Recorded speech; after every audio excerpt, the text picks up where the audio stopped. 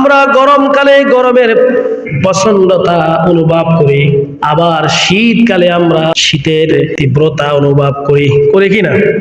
আল্লাহ তাআলার কুদরতের নিদর্শন যেমনই বটে, তেমনি এটার রহস্য রয়েছে। বুখারীর বর্ণনায় 3260 নম্বর হাদিসের ভিতরে এসেছে, আবু হুরায়রা রাদিয়াল্লাহু তাআলা আনহু থেকে বর্ণিত। তিনি বলেন, আল্লাহর নবী মুহাম্মদুর রাসূলুল্লাহ সাল্লাল্লাহু আলাইহি ওয়াসাল্লাম বলেছেন, আস্তাকাতিন নার ইলা রাব্বি, জাহান্নাম আল্লাহ রাব্বুল আলামিনের নিকট দরখাস্ত জমা দিলেন এবং বললেন, ইয়া রাব্বি, ফাকালাত রাব্বি আকুলা বাদি বাদা। জাহান্নাম আল্লাহর কাছে দরখাস্ত জমা দিয়ে বলেন, ও আমার রব, ও আমার প্রতিপালক, ও আমার মালিক, বাদি বাদান, আমার এই জাহান্নাম এক প্রান্ত আর আরেক প্রান্ত, এক অংশ আরেক অংশকে খেয়ে ফেলেছে। আমি কি করবো ইয়া রাব্বুল আলামিন? বলুন আল্লাহু আকবার।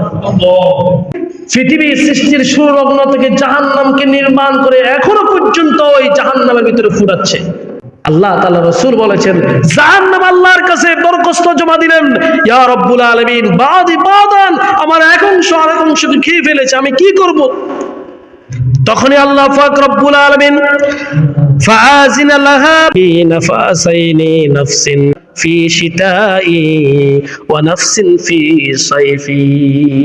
আল্লাহ পাক জাহান্নামকে বললেন, ও জাহান্নাম, তুমি দুইটা নিঃশ্বাস ফেলো, একটা নিঃশ্বাস ফেলবা শীতকালে, আরেকটা নিঃশ্বাস ফেলবা গ্রীষ্মকালে।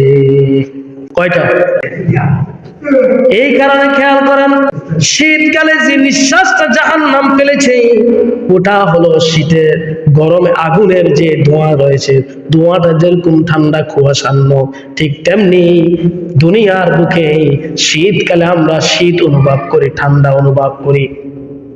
এমন ঠান্ডা হয়, অনেক মানুষ হয়েছে ঠান্ডা তীব্রতা সহ্য করতে না পেরে তারা মারা যায়। আছে না নাই?